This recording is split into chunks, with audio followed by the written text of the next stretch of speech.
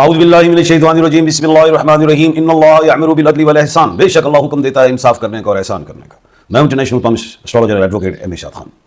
کیا امریکہ ایران پہ ایٹم بم مارنے جا رہا ہے؟ کیا ایران اسرائیل پہ مارے گا؟ رجیم چینج تو نہیں ہوئی ایران میں. ٹرمپ کے پاس کارڈ تھا کہ وہ یہ کہہ کے چلے جاتے ہیں رجیم چینج ہو گئی، لیکن رجیم چینج نہیں ہوئی. تو اب ٹرمپ واپس کیسے جائیں گے؟ کیا پاکستان ایران پہ حملہ کر سکتا ہے؟ یہ سارا پروگرام ہے بڑا اہم. سب سے پہلے میں ایک بات بتاتا چلوں کہ 8، 9 اور 10 میں نے کہا تھا بڑا سخت ٹائم ہوگا، اس میں بے شمار بمبارڈمنٹ ہوگی، میزائل چلیں گے، ایران بھی مارے گا، اسرائیل امریکہ بھی مارے گا. گھمسان کی لڑائی وہ جو چل رہا ہے. تو 8 کو ظہر کا غروب ہونا، 9 اور 10 قمر در اقرب، 9 منگل کا دن نمبر ہے اور 10 سورج کا نمبر ہے، کیونکہ 0 کو نکالو تو 1. گھمسان کی لڑائی. 11 مارچ کو مشتری بھی سیدھا ہوگا. ابھی کیا ہونے جا رہا ہے؟ آج 9 تاریخ ہے اور یہ دوپہر کو آپ یہ ابھی دیکھیں گے پروگرام. دیکھیں بات یہ ہے، ٹرمپ کے ہاتھ سے کارڈ سلپ ہو گیا. اب یہ کہہ لیں کہ ٹرمپ سوچ رہے ہوں گے کہ مجھے واپس جانا چاہیے، رجیم تو چینج ہو گئی تھی ایران میں. اب رجیم تو چینج نہیں ہوئی. اب ان کے بیٹے آ گئے سپریم کمانڈر کے اور چوز ہو گئے وہ، تو رجیم تو چینج نہیں ہوئی. اب کیسے ٹرمپ واپس جائیں؟ پنگا تو پڑ گیا. اب بات یہ ہے جنگ ہسائی بھی ہوگی. جو گلف میں ٹرمپ کی پاور تھی وہ تو ختم ہوگی، ٹھیک ہے نا. اب وہ کیا کریں گے؟ اوپر سے یہ 9 اور 10 تاریخ بڑی ستاروں میں بڑی سخت تاریخ ہے. تو یہاں پہ امریکہ ٹرمپ پہ اپنا پھر کارڈ کھیلے گا.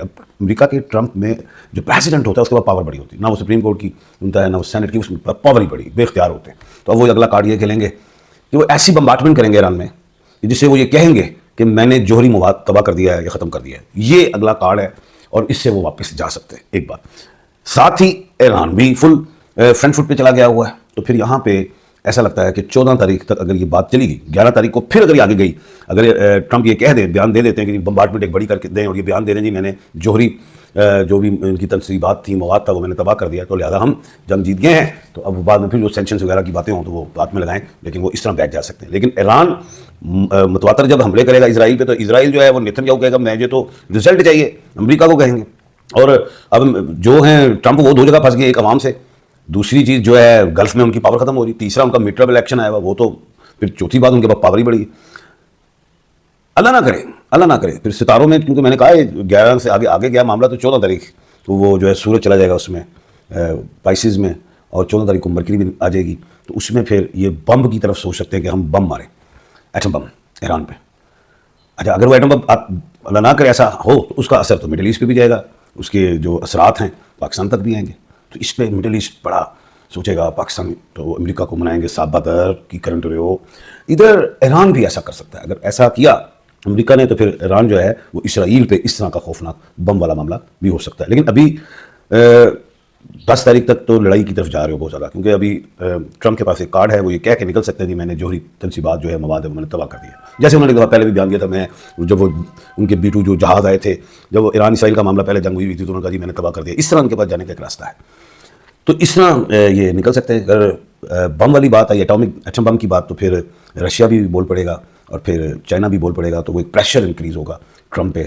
اور ٹرمپ کے لیے ابھی بہتر راستہ یہی ہے جو میں نے کہا تھا کہ 11 مارچ کو مشتری شارہ سیدھا ہو رہا ہے. تو ٹرمپ اپنی جو بدھی کو سیدھا کر سکتے ہیں، دانائی کے ساتھ جو ہے کوئی فیصلہ یہ کر کے نکل جائیں کہ جی میں نے جو ہے جوہری تنصیبات تباہ کر دی. اب آ جاتے ہیں پاکستان اور سعودیہ، کیونکہ سعودیہ کے ساتھ معاہدات ہوئے ہیں پاکستان کے.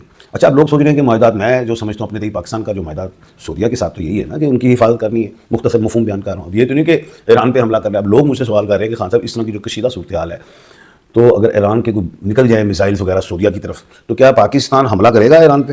یہ ایک اہم سوال ہے. ستاروں سے مجھے یہ نظر آتی ہے بات کہ ایسا نہیں ہے. پاکستان یہ ضرور کہہ دے گا سعودیہ کو کہ جی معاملات کو حل کرے طریقے سے. وہ پاکستان بھی اپنا یعنی کہ فون پہ بات چیت کرے گا ایران سے کہ جی جناب اس معاملے کو ایسے، وہ کوئی غلطی سے نکل گیا بم یا میزائل، اس طرح تو ہو سکتا ہے. لیکن یہ کہنا کہ پاکستان کوئی بھی صورت ہو جائے پاکستان ایران پہ حملہ نہیں کرے گا، یہ میرا according to stars knowledge of جفر کے حوالے سے پیشن گوئی ہے میری. پاکستان نہیں کرے گا. اب دوسری طرف آ جاتے ہیں، کوئی تجزیہ کرتا ہے جی ہوگا جی حملہ، میں پھر آ جاتا ہوں، پھر میں اپنے اور مائنڈ کو یوز کروں گا. ایسا نہیں.